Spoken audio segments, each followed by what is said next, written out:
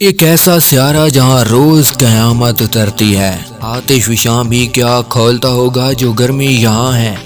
Venice کی زمین آگ اگلتی ہے اور بادلوں سے تیزاب برستا ہے، سلفیورک ایسڈ کی بارش ہوتی ہے۔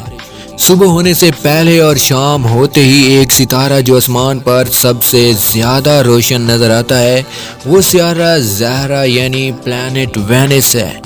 وینس ہمارے نظام شمسی کا سب سے بڑا سیارہ تو نہیں، لیکن یہ سب سے روشن کیوں دکھائی دیتا ہے؟ اس کی ایک وجہ تو یہ ہے کہ یہ زمین کا سب سے قریبی سیارہ ہے۔ دوسری اہم ترین وجہ یہ ہے کہ وینس کے گرد گیسز کے گہرے بادل تیر رہے ہیں۔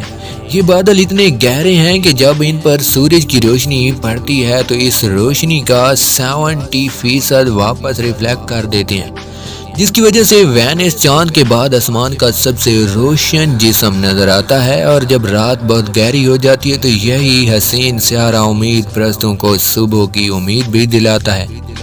لیکن باہر سے یہ جتنا حسین ہے، اندر سے یہ اتنا ہی بھیانک ہے۔ وینس کی سطح پر 250 کلومیٹر تک گیسز کی گہری اور موٹی تہ لپٹی ہوئی ہے۔ بادلوں کو چیرتے ہوئے نیچے اتریں تو کلیجہ منہ کو آتا ہے۔ خدا کی پناہ، اگر جہنم کی ایک جھلک انسانی زندگی میں دیکھنا ممکن ہو تو یقین کیجئے وہ وینس کی دھرتی ہی ہو سکتی ہے۔ اس کی زمین ہر وقت لاوا اگلتی رہتی ہے، جس طرح ہماری نیلی زمین پر درختوں کے جنگل ہیں۔ وینس پر آتش فشاں پہاڑوں کے بن ہیں، اور ہاں، صرف آتش فشاں ہی ہوتے تو پھر بھی کوئی بات تھی۔ یہاں تو ہر دم طوفانی بارش بھی ہو رہی ہے، اور وہ بھی تیزاب کی۔ اف میرے خدا، سلفورک ایسڈ برستا ہے یہاں، اور یوں برستا ہے جیسے ساون میں آسمان پھاٹ پڑے۔